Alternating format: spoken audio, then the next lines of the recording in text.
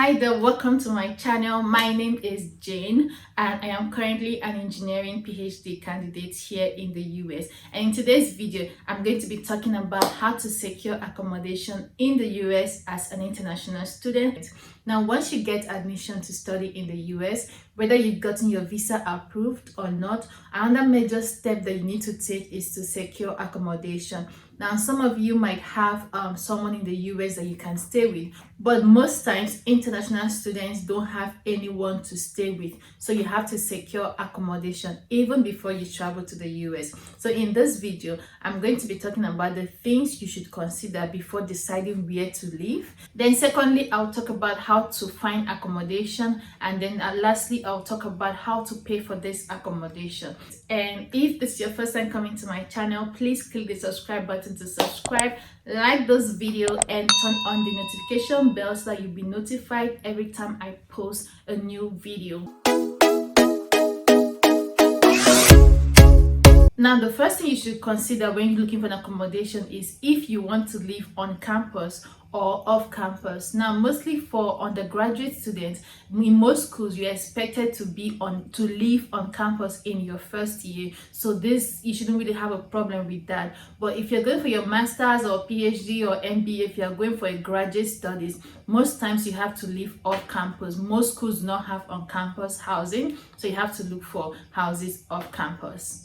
Then the next thing you want to consider is the proximity to your campus. By that I mean the closeness of the place to your campus. Now, some places would have school bus that can take you wherever you're staying to the campus, while some schools don't have school bus. So you just want to make sure that wherever you're getting the accommodation, it should be a place that is close to school, a place that you can easily get to campus. You know, sometimes you will go to school and then you remember that you forgot something. You want a place that you can quickly go home. You don't want a place that is far inside the city or inside the town that it will be so difficult for you to get to school. So make sure you consider proximity to the school before you decide to live in a particular place. Then the next thing you want to consider is the access to city bus. Now, if the place you get your accommodation, it also relates to proximity. You want to make sure there is access to city bus or school bus, that wherever you're finding the accommodation, you can easily access a city bus or a school bus that will take you to campus. The another thing to consider is security.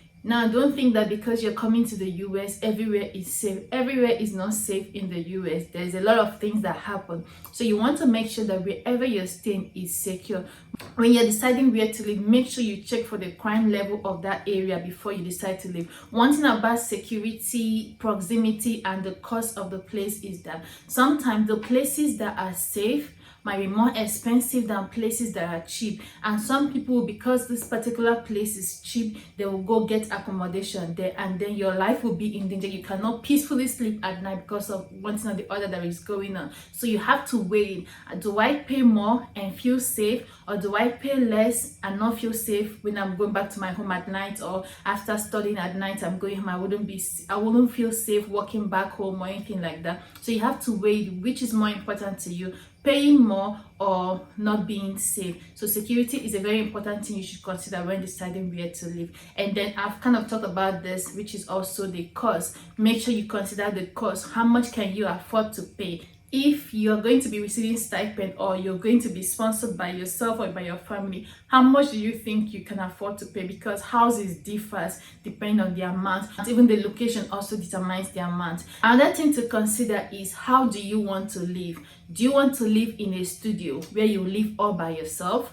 Do you want to live in a 2-bedroom where you have only one flatmate? Or do you want to live in a room in a house that has 4 rooms where you have 3 other flatmates? It depends on the individual, it depends on you, what you want to have. If you're someone that you like your space, you like to keep it to yourself, then you might consider getting a studio or a 1-bedroom apartment. But if you don't mind living with people, sharing bathroom, sharing living room and kitchen, then you can stay in a 2-bed, in a 3-bed, or a 4-bedroom apartment. So these are the things you should consider before you decide on where to live. Then the second thing is how to find the apartment. You know, as an international student, you've gotten your admission, maybe you've gotten your visa or you've not gotten your visa, but you're still in your country. So it's not really easy for you to just walk around and start looking for apartment. You are in a whole different country, but you want to secure accommodation in the US. So one of the first steps you should take is to check your school website.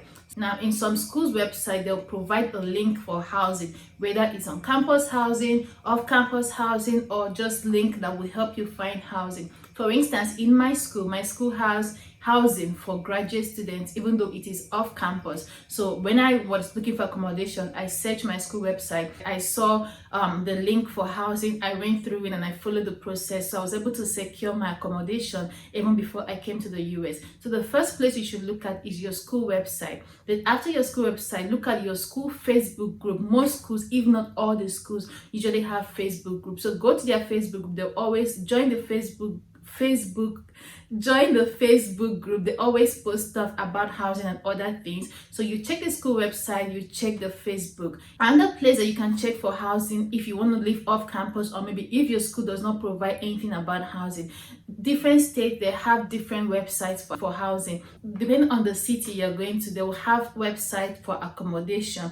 Example of some websites are apartment.com, Zillow, there is housing, cityhousing.com. Just go search for websites for looking for accommodation in the city that you're going to. Now, I would advise you guys to not go on Craigslist.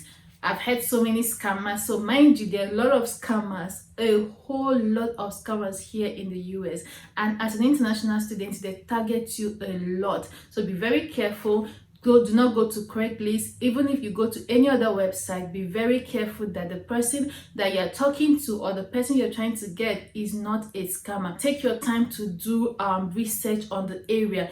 If you have access to a current student in that particular school that you're going to, maybe to ask them questions about the area or the website, or talk to them. If it is possible, let them help you go check the location. But if it's not possible, maybe request for a virtual tour from whoever is in charge of the building. Just make sure you're not dealing with a scammer. Then after you've gotten a place you like, maybe from the website or from your school, the next thing you need to consider is the lease. As someone getting an apartment, you need to sign a lease that will be provided to you by the house owners.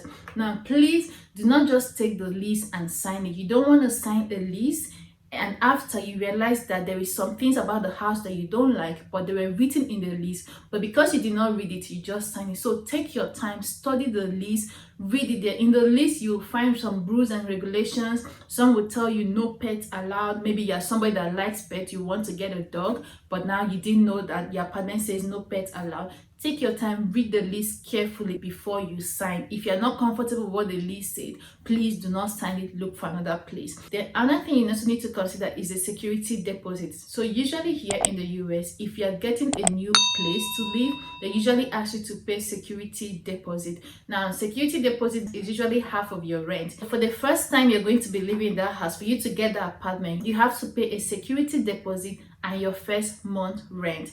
So the security deposit is more like something that will hold on to just in case you damage something in the house or something goes wrong in the house by the time you're moving out.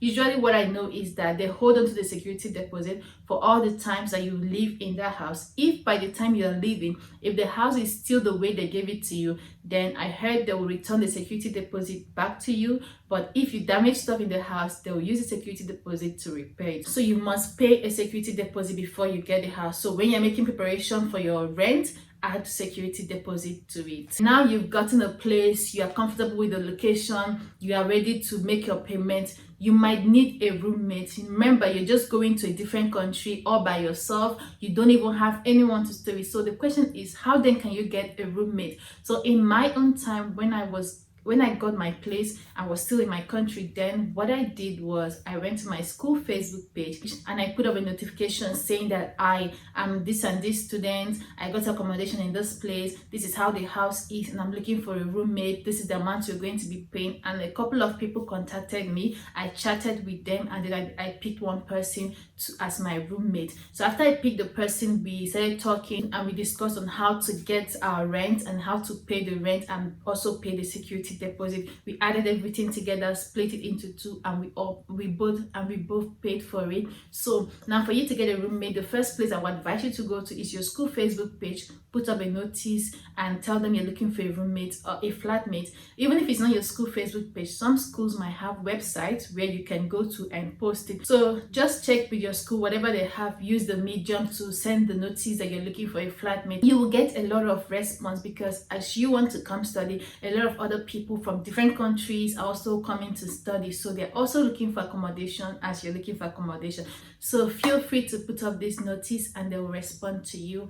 I hope with this video I have covered everything that you need to secure accommodation in the US as an international student. If there's anything that I missed, please put it in the comment section and I'll answer you. Thank you so much for watching my video, and if you've watched to this point and you've not subscribed, please click the subscribe button to subscribe and like and turn on the notification bell, and I will see you in my next video. Bye.